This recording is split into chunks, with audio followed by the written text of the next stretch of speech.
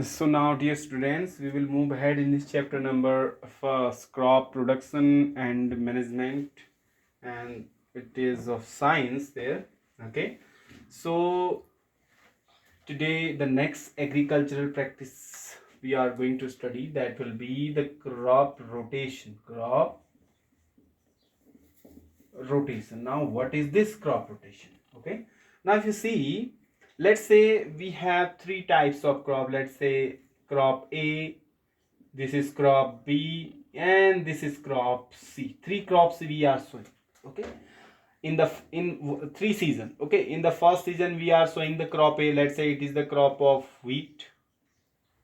And let's say in the season B we are sowing the crop of leguminous crops there. Leguminous plants like, linseeds, etc. So this we are sowing there in the case of season B. Now again we have the third season, that is the season C. Again we are going to sow here the crop of rice. Okay, now in between we are having the leguminous crop. Why this so? Now if you see, the leguminous crops means the leguminous plants like soybean, etc., this all comes under the leguminous crop. So the leguminous plants, there is the rhizobium bacteria which is present there in the roots of the leguminous plants. Okay, rhizobium bacteria. So this is the bacteria, rhizobium bacteria, which is present in the root modules of the leguminous crops. So when we in between we have the leguminous crop there, so with the help of this rhizobium bacteria, this rhizobium bacteria helps in the fixation of the atmospheric nitrogen, because the nitrogen which is there in the atmosphere, this is essential to enrich the quality of the soil. If you want to enrich the quality of the soil, if you want to make the soil more quality based, so you need this nitrogen, but this nitrogen cannot be used straightway. So rather, the rhizobium bacteria which is found there in the roots of the leguminous crops or the leguminous plants helps in the fixation of this nitrogen into the soil, and as it fixes the nitrogen in the soil, the quality of the soil enriched. The quality of the soil becomes very good, and it will be very good for the next crop. Now after, when you will cut this leguminous crop, now the soil, if you see, the soil will be having enriched quality, and if you will again sow the next crop, that will be the rice or the wheat, so it will be good for that crop, because the plants there will get the enough amount of nitrogen which is already present there in the soil. So that is why this crop rotation is must. Now all throughout the season, if you keep sowing the wheat, suppose first season wheat, then again wheat, then again wheat, then again wheat, so with this the quality of the soil will be degraded. Okay, like this is the soil, one season you are sowing their wheat crop, then again after cutting it, again the same kind of crop you are sowing there, so this will degrade the quality of the soil, the nitrogen fixation will not take place in the soil, the quality of the soil will be degraded. So if you want to enrich the quality of the soil, then in between you will have it means you will have to show the crop of leguminous kind of crop. Okay, because it helps in the fixation of the nitrogen, and it helps in enriching the quality of the soil. That is why this is known as the crop rotation, means showing of the different crops in the different season. Okay, so this is coming under the crop rotation. So that is why crop rotation is very very essential for enriching the quality of the soil, or for maintaining the quality of the soil. Are you getting this? Very good. So here you will write, what you will write here, growing different crops alternatively. Write this, alternately. Okay, growing, not working properly. Growing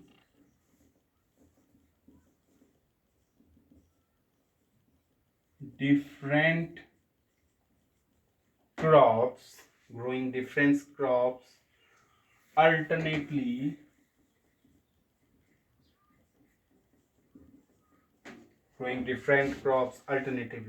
alternately to maintain to maintain the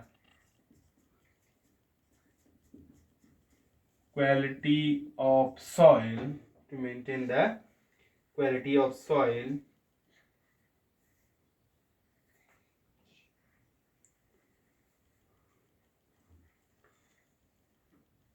is called crop rotation. Here we use leguminous crop for rotating, leguminous crop for crop rotation,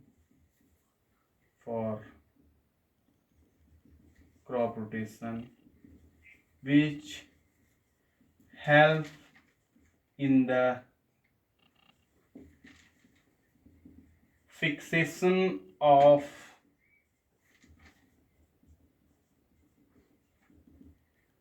atmospheric nitrogen, that is N2.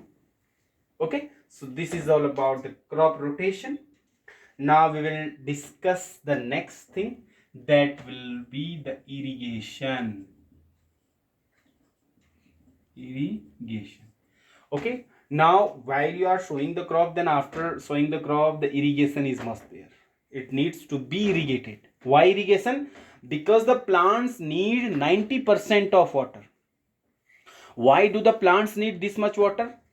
If the seeds are to be germinated, if the seeds are to be grown into the plants, then the seeds need 90% of water to be grown into the plants and to be protected from the hot air and hot air or the hot current. Okay, because when the summer season, you can see some hot air also. So if there is hot air, the plants will not be protected if they are not having ample amount of water there. Okay, so irrigation is must, that's why. So the plants needs 90% of water, so the seed needs 90% water to be germinated, and after that to be protected from the hot air or the hot current. Are you getting it? So that is why irrigation is must. Okay, so right there, plants require at least 90% for the germination water for the germination of the seeds. Plants require at least 90% of the water for the germination of the seeds and to be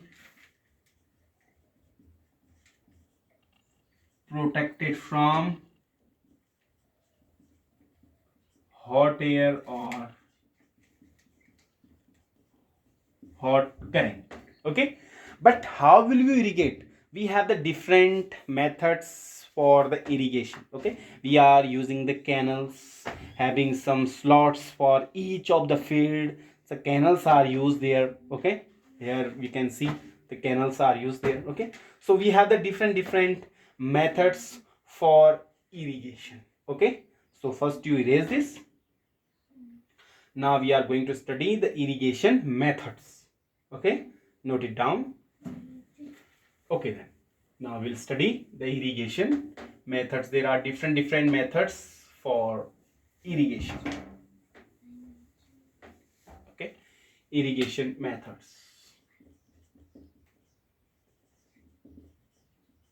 Irrigation methods. So if we talk, some are old, means the traditional method, and some are the modern also. So first we will talk about the traditional method. What are the traditional method for irrigation? Okay, So if you see the traditional method, so here first comes the chain pump.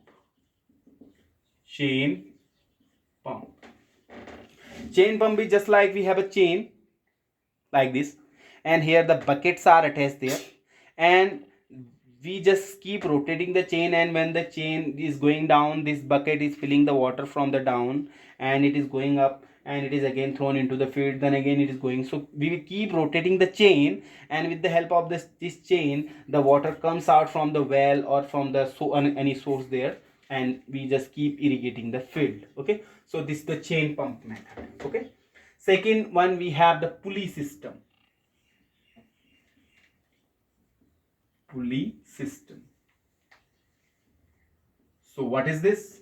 So under this also we rotate the pulley.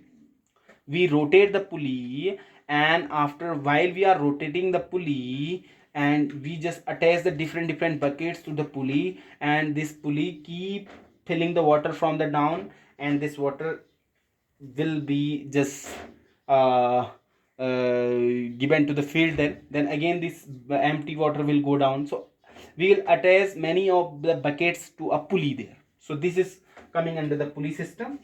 Next will be the rahat system. Rahat system. So what is this system? So here for rotating the pulley, we use the animals. The animals are used for rotating the pulley. If you use the animals for rotation, for the purpose of rotation, so this is known as the rahat system. Okay, under next one is dhikli. Next one is dhikli system. So what is this system? Under this system, we the human, it is the manual one. Okay, here we manually rotate the pulley. We manually rotate it, and after this we just fill the water from the down and just keep irrigating the field. So this is coming under the dhikli system. Means here the manual work will be there. Rather we are going to rotate it. We are going to do some work there. So then we will fill the water. This comes under the dhikli system. Okay. So this was all about the traditional method. Now we'll talk about the modern method. There are some modern methods also. What are the modern methods for the irrigation? So in the modern methods, we have two types of methods there. First one is the drip system, and second one is the sprinkler system. So first one is sprinkler system. So sprinkler system is just like, it is favorable for the uneven land, where the land is just like this. Somewhere it is plain, somewhere downside, this one land. So here we need this sprinkler system. Okay, sprinkler system is like we have some fan, like it is wheel like. Okay, it just keep rotating it like this. One sprinkler will be here, one sprinkler here, one sprinkler here, one sprinkler here. So in the different areas we will place the different sprinkler, and these sprinkler just keep rotating and keep irrigating the nearby areas. Then we will have the another sprinkler, it will keep rotating, so it will again irrigate the nearby area. So thereby over a piece of area we have many sprinklers, and they keep rotating and they keep irrigating the different areas nearby. So this is the sprinkler system. Okay, so and it is used in the uneven land, where like in the lawns also it is used. Okay, so it is used in the lawns. It is used in the lawns or in uneven land, like in mountains. You can see in the mountains we have not the plain one land, the level land. The uneven land is there, unleveled. Okay, so there the sprinkler system is used for the purpose of irrigation. Then second we have the drip system. Drip system. This drip system was famous, very famous in Israel first. So Israel has experimented it, the drip system. So they had a desert area. So the desert area was irrigated by this drip system, and the crop production was raised in that desert area of the Israel by the with the help of this drip system. What is this drip system? Suppose we have some plants here in a row. Suppose we have some plants here like this. We have some plants, and what we do, we have a pipe here. This is the pipe, and in the pipe we will make some holes, like one hole here, one hole here, one hole here, one hole here, one hole here, one hole here. And when this water goes into the pipe, so from each of the hole the water comes out drip by drip, and each of the seed or each of the plants get the enough water, and with the help of this we can save the water also. Okay, yeah, water will be saved here na, because only the water will that is needed for the plants will be coming out, and the rest of the water is not going to come out. So water also will be saved, and it will benefit the plants also. Okay, so this is coming under the drip system. So this was famous in case of Israel. Okay, so under this what do? We just keep a pipe and having many holes, and then drip by drip each of the plants are irrigated. Okay, so here I'm writing a pipe having many holes is placed in a row of plants, and each of the plant get ample amount of water, and hence it saves the water. Okay, it helps in saving the water also. Okay, so this was all about the drip system and the irrigation methods. Okay, so next few topics are left, which we will be discussing in the lectures ahead. Till then, stay tuned and keep watching.